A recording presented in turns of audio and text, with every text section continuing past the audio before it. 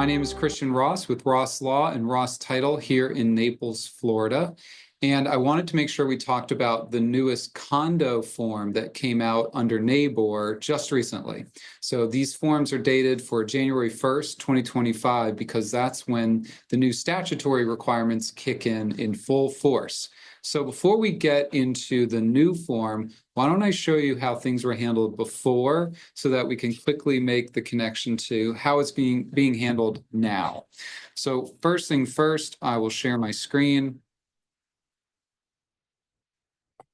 All right, so right now, the way we are handling things, this is the NABOR contract. This was the standard sales contract dated October 1st of 2024. And we always had standard I, and that was the condominium resale disclosure. So under standard I, you've got the voidability rights under this condo review period. So, this is directly from the statute. If the property's in a condo building, the following rules apply. In short summary, it meant that the buyer had 3 days upon receiving all the condo documents to review and make sure that they were satisfactory in their sole discretion. Now, these were 3 business days. So we don't count weekends. We don't count federal holidays. This is something that most buyers have been used to and we've dealt with. In NABOR, it's a part of the standard sales contract, so there's nothing else that needed to be added other than giving the documents themselves. So that's where we started. Now, NABOR has always used this receipt form, and so now I'm showing you our receipt form. This is something that still exists. In fact, this is the one that's dated for January 1st of 2025. And this is an easy way for people to check the box and make sure that we were providing the correct information. So we've got our declaration of condominium, articles of corporation, bylaws, rules and regs, most recent statements, financial statements, annual budget, the Q&A, and then finally the governance form. Now, interestingly, none of these are changing. So this form is, you could still use it if you wanted to, although it's not statutorily required. The 3-day timeline starts as soon as you receive all the documents from the seller, not from when you sign this form. So if you don't want to use this form, you don't have to. Historically, we just always felt it was a helpful tool to make sure that we had checked all the boxes. Now, fast forward to the new sales contract. Now, I'll point to the bottom here.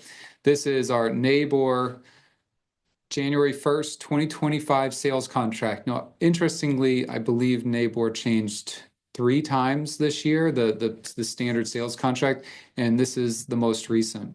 So if you can remember, this is what it looked like before. This was the October 1st form, and now we're looking at the January 1st form, and we just put a very quick summary. And it's still in standardized, so it's the same place. Condominium resale disclosure, voidability rights, see attached addendum to contract condominium, if applicable. Buyer should not execute this contract until buyer has received and read the addendum to contract condominium.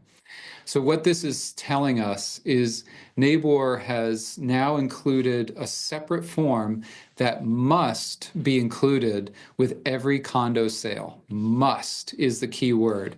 There's an extra step that didn't exist before, because before we could rely on the contract. It was right in the body of the contract. Now there's so much information, we actually had to create a separate addendum. And here it is. Here's that separate addendum. Now, admittedly, this is not the prettiest form in the world, but there's a lot of reason for that. We had to stick in a lot of required disclosures, and it shows everything that's in here is pretty much pulled word for word from the statute or was added with a lot of deliberation for the people that were creating these forms. So in red, right at the top, this addendum is required for use with the Naples Area Board of Realtors sales contracts when the property is a condominium pursuant to Section 718-503 Florida statutes. Failure to include this addendum in a contract for a condominium could result in a contract that is voidable by buyer prior to closing. And that is directly from the statute. If you do not include the required language, the buyer will have the right to terminate, just like if they didn't get the contract or the condo documents to begin with. So let's jump right here. And I highlighted for us, just so that it would be a little simpler, the 8 or 9 things that are required to be disclosed for every condominium building. So number 1 is the declaration of condominium. Number 2, article or corporation. 3 is bylaws. 4 is the annual financial statements. Number 5 is the milestone inspection report. Number 6 is the most recent structural integrity reserve study. Or a statement that the association has not completed one of these studies. Number 7, a copy of the inspection report described in 718, or in other words, a turnover report. Number 8 is the frequently asked questions, so that's the Q&A. And then number 9 is that governance form. So you'll notice we actually had to include additional things. It's those milestone reserve studies and the structural integrity studies are added back into this form. So if you use this receipt, this condo receipt, recognize that it doesn't actually reference anything in here about the milestone or integrity studies. That would be in addition to the things that are listed here. I don't know if this will update in the future. It probably will, but for the time being, it doesn't have those items that would otherwise be required if your condo is applicable. Then we have this next language here, this condominium statutory resale disclosure. This is the language that used to be in the contract itself. This is that voidability language directly from the statute. So to remind you, this was that language in the body of the contract, which now you have to include the addendum to get that. Really important distinction, because we can't just do a sales contract. You have to now add this addendum if it is a condo. Now, here's the next part that is adding even more requirements for us. So the seller actually has to disclose any information they have about these milestone studies and the integrity studies. So the first question, and I believe there are 2 questions on each of these, so there really are 6 in total. So number 1, the association is or is not required to have a milestone inspection study. And typically that is if you are over a certain age and a certain height. So if it's, I believe, 20 years or older and within a certain, 3 miles from the coastline or from water, then 3 stories or taller, you're going to be subject to one of these milestone studies. So you are or you are not subject to these. And then the second part of that, the association has or has not had the milestone inspection. So you've got to answer in both places. Number 2, the association is or is not required to have a structural integrity reserve study. And then the second part of that, if the association is required, the association has or has not completed the structural reserve study. Number 3, the association is or is not required to have a turnover inspection report. And if they are required, have they or have they not actually completed it? So it makes sense, are they required? If so, did they do it? And then they ask that 3 separate times. It does give a lot of information. You'll notice that it is bold and capitalized. It's not by accident. It is directly from Florida statutes. If we go to the next section, this is also new information.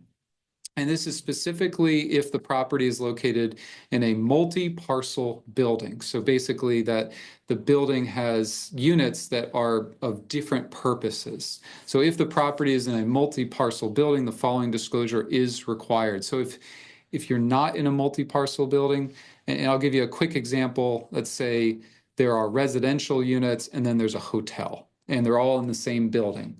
If that is the case, this disclosure is required. And instead of including a separate addendum like they originally did, we actually incorporate it all as one. So if you are in one of these buildings, you're covered by this information. And if you're not, it's inapplicable, but you still have it there, just in case. Four last things: right of first refusal, hazard insurance, assessments and fines, and then statutory advisory. So it's quite the change, but it gets better. There's one more piece here. This may start to look very familiar to FAR/BAR and how FAR/BAR handles their Rider A.